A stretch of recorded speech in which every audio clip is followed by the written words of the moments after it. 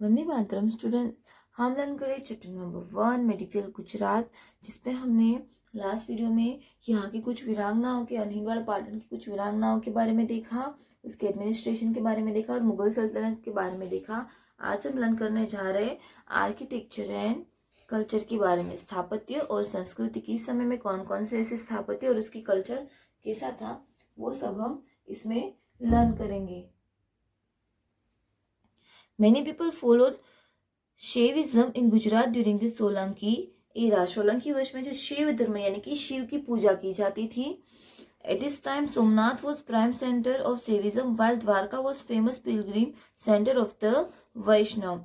तो शैव धर्म के जो पालक थे, उसके फॉलोअर्स थे, उसके लिए सोमनाथ सबसे बड़ा यात्रा धाम था, और वैष्णव धर्म के पालक थे उसके लिए द्वारका वो सबसे बड़ा यात्रा धाम था। The influence of Buddhism reduces during the medieval age while Jainism gathered momentum. As a result, many magnificent Jain temples were built। और अभी जो क्या मध्य युग में क्या हुआ कि ये सेविज्म एंड ये जो वैष्णव धर्म है इन सबका पालन तो होता ही था, लेकिन इस बीच जैन धर्म जो बौद्ध धर्म जो है उसका प्रभाव कम हुआ और साथ ही साथ जैन धर्म को उत्तेजन मिला। इसके इसीलिए बाद में जैन धर्म के लिए बहुत सारे स्थापत्य यहाँ पे बनाए गए। Their period also saw progress of architecture, sculpture and painting।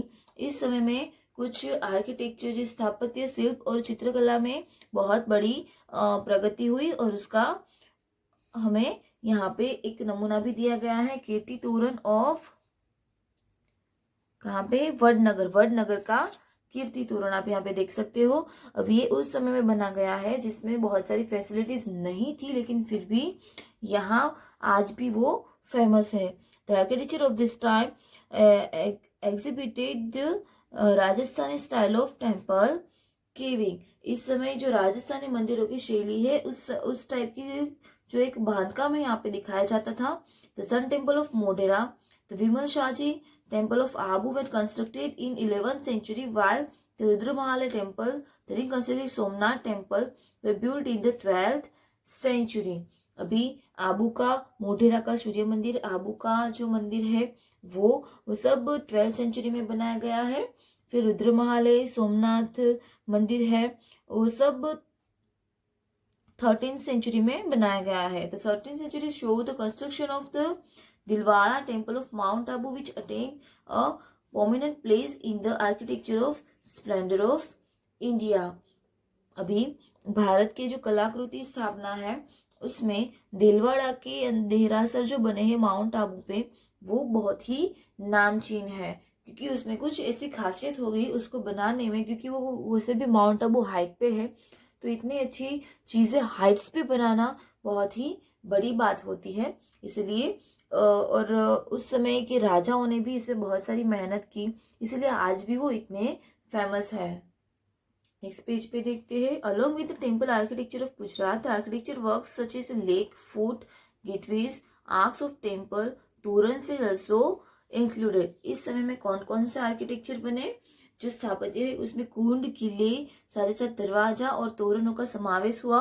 Among all the कीर्ति तोरण, कीर्ति तोरण of Vadnagar is very famous, जो कि हमने अभी आगे के पेज में देखा कि सारे तोरण में से वडनगर का कीर्ति तोरण बहुत ही फेमस है।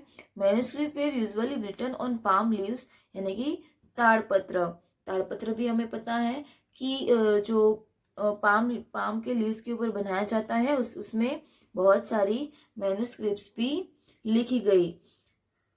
Margins were drawn along the four sides of this 2 or 3 feet long and 2 or 3 inch with wide leaves, and within that limited space writings or drawing were executed। उस समय क्या होता था, 2-3 फीट लंबा और 2-3 इंच जितना जिसकी ब्रॉडनेस होती है, ऐसे ताड़पत्र के ऊपर दोनों ओर मार्जिन बना के, ऐसे जैसे हम बुक में मार्जिन बनाते हैं ना, इस तरीके से पेज जो ताड़पत्र है उसमें मार्जिन बना के उसमें कुछ लिखा या तो फिर कुछ ड्राइंग की जाती थी। Besides this, a lot of literary work on Jainism was accomplished during the Solanki era, like the द्वाराश्रय ग्रंथ, यानी कि द्वयाश्रय ग्रंथ, ऐसे सारे साहित्यों के साथ साथ सोलंकी वंश में जैन धर्म में बहुत ही साहित्य का सर्जन हुआ, जिसका एग्जाम्पल है द्रोणाश्रय ग्रंथ। ओके, ये था सोलंकी वंश, चावड़ा वंश और राजपूत वंश के बारे में। अभी मुगल वंश के बारे में क्या क्या हुआ उसके बारे में हम इस पैराग्राफ में लर्न करेंगे। Ahmedabad became the centre of administration during the सल्तनत। रीजन, अभी सल्तनत काल के दौरान अहमदाबाद जो है वो यहाँ पे सत्ता का केंद्र बना था। Many books are written in Persian, बहुत सारी बुक फारसी भाषा में लिखी गई थी। Also many works in Gujarati have been written during this period.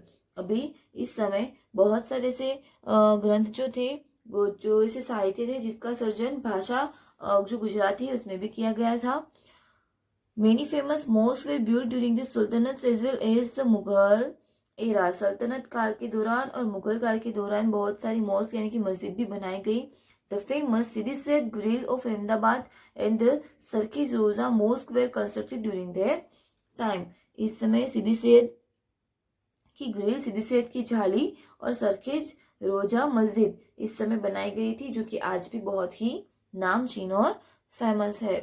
Thus, during the medieval age, for almost 560 years, Gujarat was ruled over by the Rajput dynasty and later by the Sultanate era and the Mughal era. This is evident from the architectural splendor and the literary works of that period. इसे ही मध्यकाल में around 560 year तक राजपूतों का शासन रहा और उसके बाद सल्तनत और मुगल का शासन रहा, और साथ ही साथ सुल्तान और किसी बहुत सारे सूबाओं ने भी यहाँ पे शासन किया। और वो उनके जो एडमिनिस्ट्रेशन है वो हम किस में देख सकते हैं, यहाँ के कला स्थापत्य और साहित्य में देख सकते हैं। तो यहाँ पे हमारा चैप्टर फिनिश होता है और एक्सरसाइज है वो भी हम इसी वीडियो में कंप्लीट करेंगे। ओके, एक्सरसाइज में क्वेश्चन 1 जो है वो आपको नहीं करना है क्योंकि उसमें सिर्फ लर्न करना है। इसके ये जो यहाँ पे सेंटेंस है, Vanraj Chavda is built a new city, तो Solanki period known as a golden period of Gujarat, Vastupal Tejpal was good ministers, Minal Devi was an ideal queen, Nayika Devi was a heroic day. तो उसका जो रीजन है वो आपको सिर्फ लर्न करना है, ऐसा सब कुछ एग्जाम में आने भी वाला नहीं है और साथ ही साथ आपको यहाँ पे लिखना भी नहीं है। क्वेश्चन 2 है वो पूरा आपको डिस्कशन करना है, डिस्कशन यानी कि आपको ओरली लर्न करना है। Why was the procession of Siddham Siddham Shashan carried out on the elephant? Why was the new city established by Vanraj Chawda ne Manhilwad Patan? Why did Minal Devi wear the pilgrim tax? And why was the capital shifted from Anhilwad Patan, Ahmedabad? अभी नीचे का जो portion है बहुत ही important है। Give an introduction about it, ये सब जो पर्सन है, ये सब जो कैरेक्टर्स है उसके बारे में छोटा छोटा इंट्रोडक्शन हमें देना है, तो वो आपको अभी लिखना है मेरे साथ। तो मैंने यहाँ पे हेडिंग दे दिया है बुक में, chapter number 1 medieval Gujarat exercise, और क्वेश्चन 1 और 2 हमें सिर्फ ओरल करने हैं, इसलिए question number 3 give an introduction about the following, नीचे के वर्ड्स के ऊपर इंट्रोडक्शन दीजिए। ओके, तो फर्स्ट वन इज आपको साथ साथ लिखना है, दैट्स ओके, एसएसपी ले सकते हो और बुक्स में से भी ये सब लिखा हुआ है मैंने बुक में से ही, तो आप बुक के हिसाब से भी लिख सकते हो। Right, first one is Anil Bharwad. Anil Bharwad कौन थे उसके बारे में हिस्ट्री हमने चैप्टर में लर्न की थी कि वो वनराज चावड़ा के दोस्त थे और वो बहुत ही निडर इंसान थे और उन्होंने वनराज चावड़ा को फॉरेस्ट एरिया में गाइड किया था, साथ ही साथ उसके बहुत ही क्लोज फ्रेंड रहे थे। और उसके फादर के जाने के बाद अनिल भरवाड़ ने उसको अपना राज्य वापस लाने में बहुत ही मदद की थी, इसीलिए फिर पाटन का नाम पड़ा था Anilwad Patan. Anil Bharwad was a brave and fearless man. He was a guide in the forest of his area. He was a close friend of Vanraj Chawda. वो क्या था, वो एक गाइड थे, वो फॉरेस्ट एरिया के एक नॉर्मल गाइड थे। Vanraj recaptured his father's lost kingdom with the help of Anil Bharwad. In recognition of this help, Vanraj named the newly established kingdom after the name of Anil Bharwad as Anil Patan. ये थी इनकी पूरी introduction. अभी second हम करेंगे मीनल देवी की बात। मीनल देवी जो कि सिद्धराज जयसिंह की माता थी, जिन्होंने यात्रा का कर जो है वो उसको बंद करवाया था, साथ ही साथ मलाव लेक, मुंसार लेक ये सब बनवाया था। Minal Devi was benevolent Rajmata. She was always ready to work for the people. She got the pilgrim text swept off. On her instruction, Siddharth Jayasingh built Malav Lake in Dholka and Munsar Lake in Viramgam to solve the problem of drinking water. In true sentence of the term, Minal Devi was an idol राजमाता. मिनल देवी जो एक राजा की माता थी सिद्धराज जैसे की, और वो बहुत ही आदर्श राजमाता थी, ऐसा कुछ ऐसे शब्दों में कहा जाता है. Third one is Hemchandracharya. Hemchandracharya जो कि बहुत ही अच्छे एक जो साहित्य प्रेमी होते हैं ना, वो कहा जाता है, जो कि सिद्धराज जैसे के समय में रह चुके हैं, और उन्होंने सिद्ध हेम शब्दानुशासन नामक ग्रंथ लिखा था, और उसको कालिका सर्वज्ञा भी बोला जाता है. सिद्ध Hemchandracharya was a scholar in the court of the Solanki king Siddharaj JC. At the request of Siddharaj he wrote the famous book on grammar named सिद्ध हेम शब्दानुशासन. सिद्धराज की रिक्वेस्ट के ऊपर उसके ऑनर में उन्होंने एक बुक लिखी जिसका नाम था, ग्रामर की बुक थी, तो व्याकरण ग्रंथ बोला जाता है उसको, जिसका नाम है Siddha Hema Shabdanushasana. This book is regarded as a great contribution of the Solanki period. Hemchandracharya had knowledge in many subjects. He was famous as a Kalika Sarvagya. Kalika Sarvagya नामक वो बहुत ही फेमस थे, क्योंकि उनके पास बहुत सारी बुक्स के बारे में, बहुत सारी भाषाओं के बारे में, साहित्य के बारे में, सब्जेक्ट्स के बारे में उनके पास बहुत ही इंफॉर्मेशन थी. Fourth one is Kumarpal. Kumarpal ascended on the throne of Anhilwad Patan after the death of Siddhraj Jaisingh. Siddhraj Jaisingh की डेथ के बाद कुमारपाल जो उन्होंने अनिलवाड़ पाटन की गद्दी संभाली. The prosperity of Gujarat reached its apex during this reason. उसके समय में prosperity of गुजरात की समृद्धि जो है बहुत ही टॉच पे रही थी. This was amalgamation of non-violence, prosperity and education in Anhilwad Patan during his reign. इस समय में त्रिवेणी संगम जो बोला जाता है, अमालगामेशन किन कौन सी चीजों का था? Non violence, prosperity and education का. किसके समय में? कुमारपाल के समय में. इसीलिए उनका शासन सबसे अच्छा माना जाता है और उनको आज भी सब याद करते हैं. Next one is Naiki Devi. Naiki Devi was a brave king of the king Ajaypal of Anhilwad Patan. Ajaypal की बीवी थी और बहुत ही ब्रेव रानी थी. After the death of her husband, she took over the responsibility of kingdom as per son was very young. Ajaypal के अवसान के बाद उन्होंने पूरे राज्य का कारभार संभाला. साबुद्दीन घोरी attack Gujarat in 1178 CE. Nike Devi led her army into the battle and defeated Sabuddin घोरी. अभी उनका बेटा जो था बहुत ही छोटा था, इसलिए उसके बेटे को तो शासन दे नहीं सकती, इसलिए नायकी देवी ने खुद पूरे राज्य का कारभार संभाला.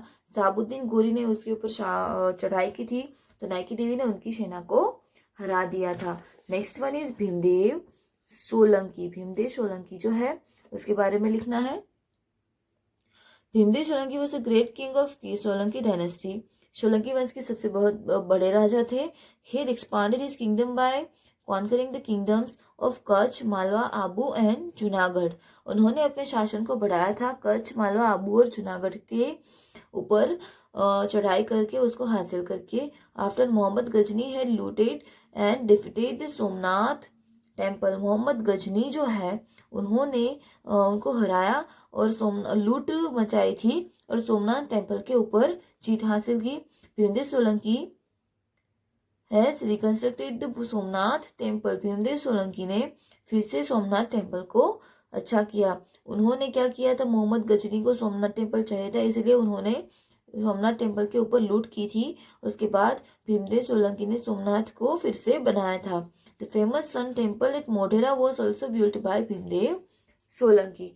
मोढेरा का जो सूर्य मंदिर है वो भी भीमदेव सोलंकी ने बनाया था. नेक्स्ट कुछ 7 और 8 नंबर का है उदयमती रानी और रायकरण वाघेला.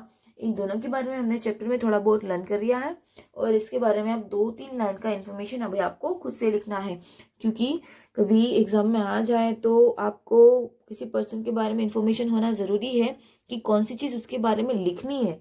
तो यहाँ पे मैंने 6 एग्जाम्पल्स आपको बताए, उसके हिसाब से और 2 जो है वो आपको लिखने हैं. ओके, यहाँ पे चैप्टर फिनिश होता है. एक्सरसाइज भी कंप्लीट करनी है और जो ओरल है वो भी आपको अच्छे से कंप्लीट करना है. ओके. वंदे मातरम.